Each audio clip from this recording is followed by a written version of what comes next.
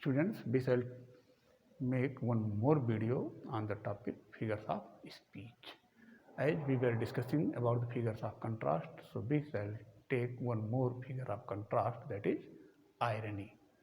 So irony is a figure of speech when real meaning is exactly opposite to the literary meaning.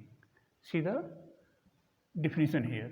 Irony is a figure of speech in which the actual intent is expressed in words which carry the opposite meaning. Actual intention is different, but it carries the opposite meaning. That is known irony. Whatever is said and whatever happens is different.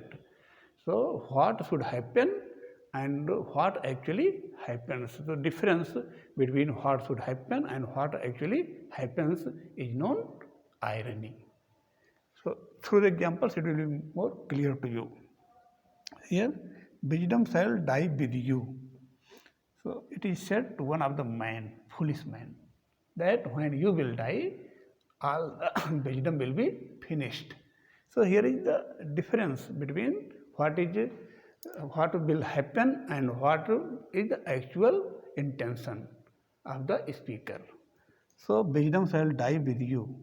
So when you will die, wisdom shall finish. So will wisdom finish with his death? No. The actual meaning is different and expressed in other way. That is known irony. So there are different kinds of irony. First of all, we shall discuss verbal irony. So verbal irony is the irony when the words express something contrary. So something expressed something and happens something.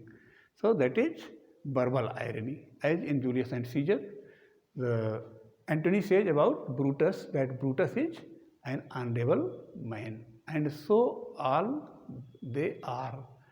So when he says about Brutus these words, he knows that Brutus was not an unable man, he was involved in conspiracy, but he says that Brutus is an unable man in his speech. Not only one time, many times he says in his speech that Brutus is an unable man. So here that is the best example of verbal irony. Next is situational irony.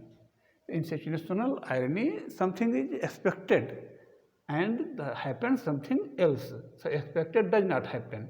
That is known situational irony. As here, a fire station burns down. So it is expected that fire station is to save the property and lives of others, but itself it catches fire. So here is the use of situational irony. A police station gets robbed.